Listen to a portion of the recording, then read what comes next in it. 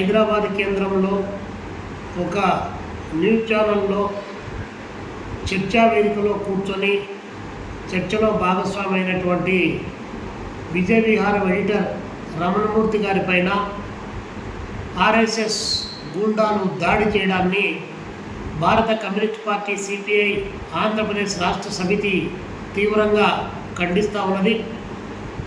అభ్యుదయ కాముకులు, మేధావులు, ప్రజాస్వామికవాదులంతా కూడా ఇలాంటి చర్యలను నిరసించమని చెప్పేసి పిలుపునిస్తూ ఉన్నాం.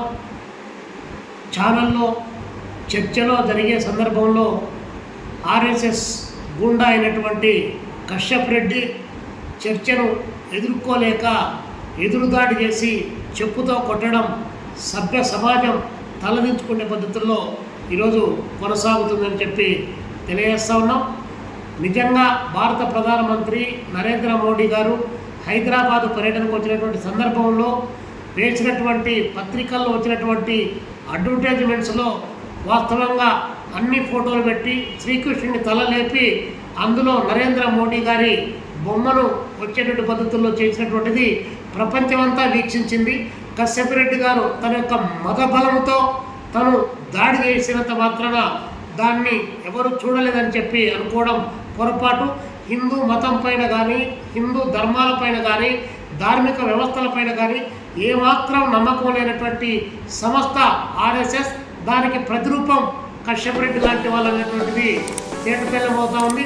ఈరోజు ప్రశ్నను ఎదుర్కోలేక, విజయ విహారం ఎడిటర్ రమణమూర్తి గారి యొక్క మేధా సంపత్తిని ఎదుర్కోలేక, హిందూ మతంలో ఇలాంటి గూండాలు, రౌడీలు దూరి ఆ మతానికి ఉన్నటువంటి ప్రాధాన్యతను దెబ్బతీస్తున్నారనేటువంటి అంశాన్ని ఎదుర్కోలేక ఈరోజు భౌతిక దాడులకు పూనుకోవడం అత్యంత దుర్మార్గకరమైన చర్యగా మేము భావిస్తూ ఉన్నాం.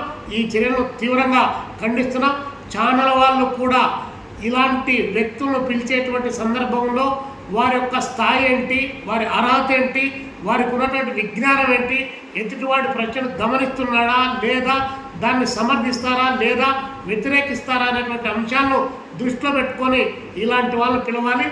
అట్లా కాకుండా ఇలాంటి దుర్మార్గంగా దాడి చేసినటువంటి వ్యక్తులను పిలవడం ద్వారా ఆ ఛానల్ ప్రతిష్టలు కూడా దెబ్బతింటాయని చెప్పేసి ఈ సందర్భంగా తెలియజేస్తూ, రమణమూర్తి గారి పైన జరిగినటువంటి దాడిని ఇది అభ్యుదయ కాముకులపైన, ప్రజాస్వామికవాదులపైన, మేధావులపైన చర్చలాగా స్వీకరించేటువంటి వ్యక్తులపైనటువంటి జరిగేటువంటి దాడిగా భావిస్తున్నాం. ప్రశ్నను సహించలేనటువంటి వ్యవస్థను పెంచిపోస్తున్నటువంటి ఆర్ఎస్ఎస్ సంఘ సంచాలకుల చర్యలను తీవ్రంగా నిరసిస్తూ అతన్ని వెంటనే అరెస్టు చేయాలని చెప్పి కూడా ఆంధ్రప్రదేశ్ సిపిఐ రాష్ట్ర సమితిగా డిమాండ్ చేస్తూ ఉన్నాం.